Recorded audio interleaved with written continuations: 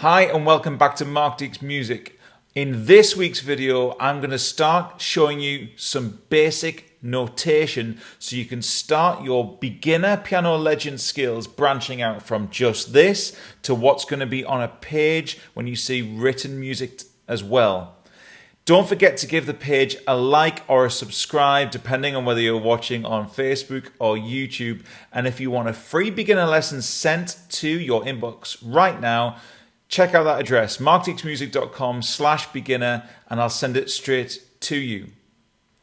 At the end of this video, I'm going to be telling you a little bit about a special beta group of people I'm putting together to test out some of my newest content and tips. So if you want to be part of that and claim a very special discount offer, stick around until the end. So let's get started with starting to show you what some of these notes look like written down on the page.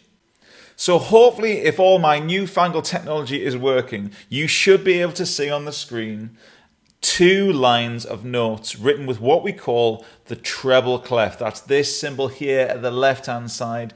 That's what we use to indicate the notes at this side of the piano. That's a pretty basic description, but we're going to roll with it for now. Don't think that it means right hand. That's a really common mistake that beginners make. It doesn't just mean right hand. So it's for the higher notes, the treble clef. That's what that symbol means at the start of this line. And you can see that we've got this batch of lines that are going across the page, and they form some lines and spaces. And that batch of lines and spaces is called a stave or a staff. And you can see there are 5 lines and 4 spaces. So what I've done is I've put on the screen notes that are sitting on the 5 lines, then the notes that are sitting in the 4 spaces. And so the 5 lines are these notes here.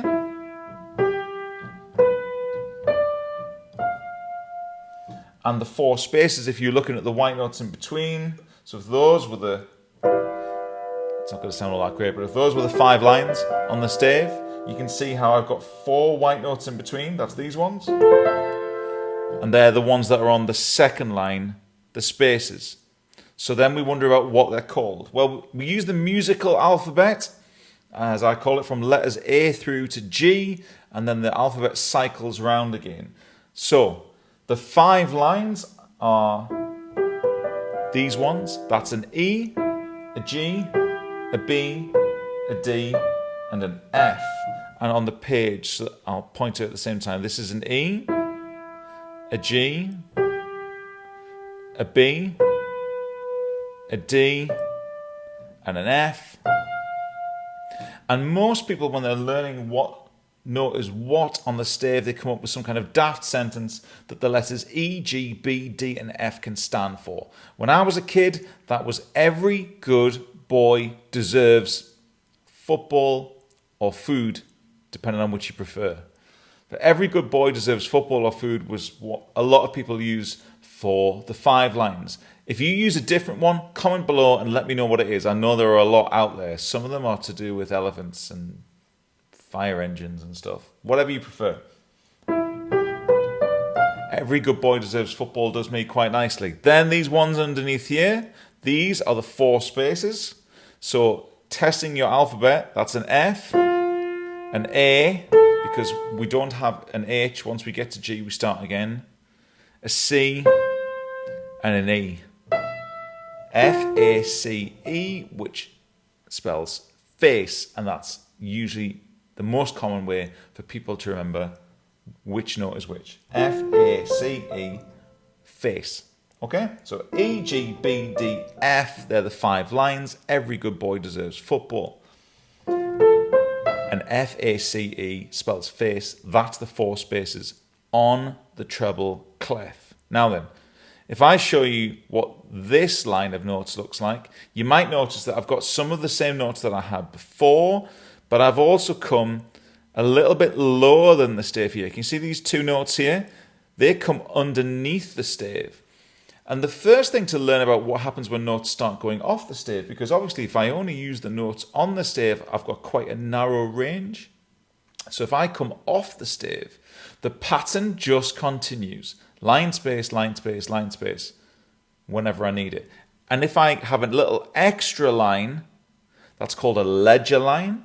And so as you can see, the bottom note that I had on the stave before, that's this E. This note is the note that's below that line. So that stands to reason. That's one note lower. On the piano, if we're going lower, we're going to the left. That's a D. And so this note, imagine if this little extra line had been continued all the way along, it would be, we'd now lower again underneath this note, this D that we've just had. So that's a C. Okay? So we're going backwards through the alphabet. The bottom line on the stave was an E. So one beneath that was a D. And one beneath that again was a C. So that's ledger lines coming underneath. If I show you this picture, now, don't panic if you think this looks complicated. All that's happening now is we're extending the range. So we can either come notes lower than the stave, like these ones, these are the ones we've just done, or we can go higher than the stave. And this just happens at the other end of the stave. So before, the highest note I had in the first picture, on the highest line, was an F.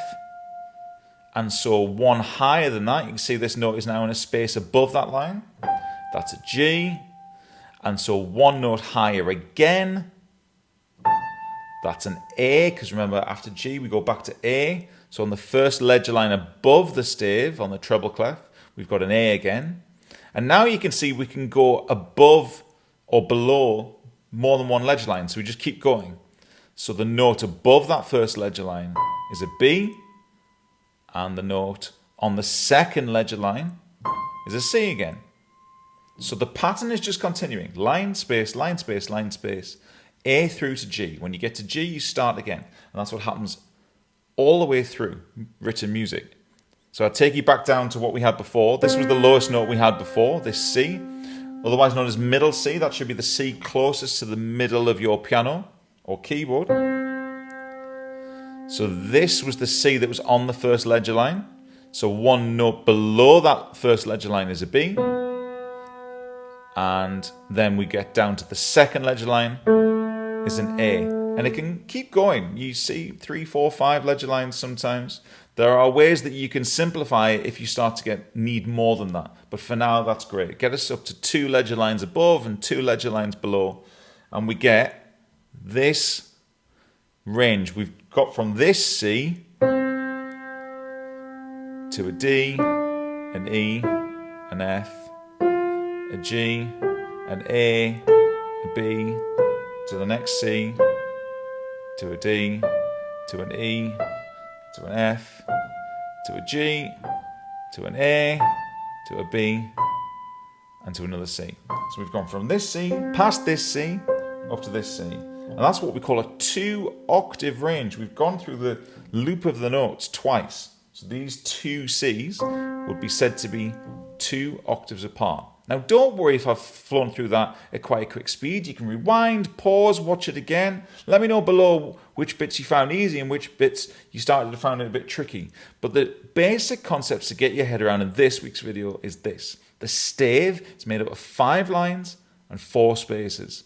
And when we run out of lines and spaces, we can just keep going. A little bit higher, space line, a little bit lower, space line.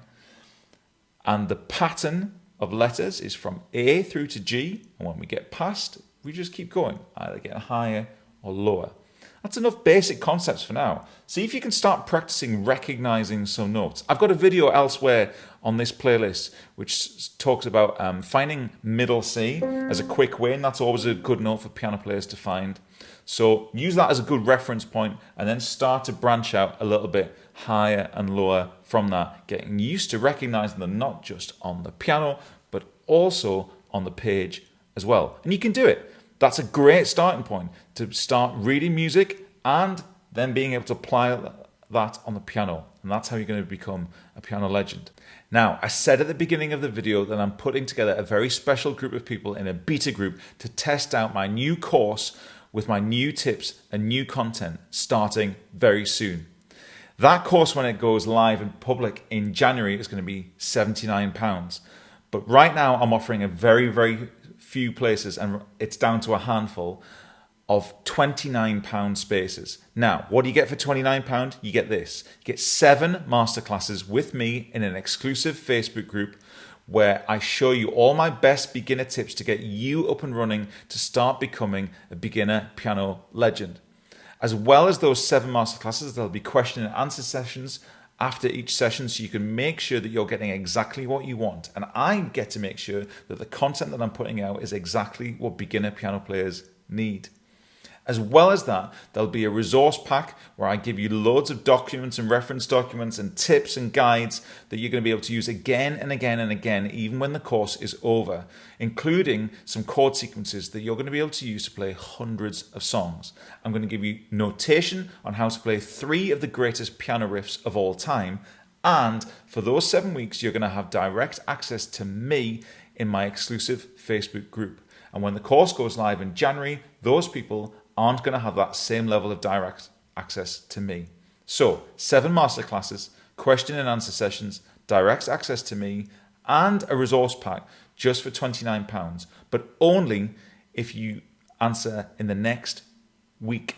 Say, I'm in below, or I want in, and I'll get you all the information you need to be part of that beta group. I want to make sure that I can make as many people great piano players as possible, and I need to test out these ideas on that small group of people. If you want to be part of it, I want in below. The new videos from me are up every single Monday afternoon, both on my Facebook page and on my YouTube channel. Don't forget to give the page a like, give the channel a subscribe, and I'll be with you with another tip video next week. Thanks for watching.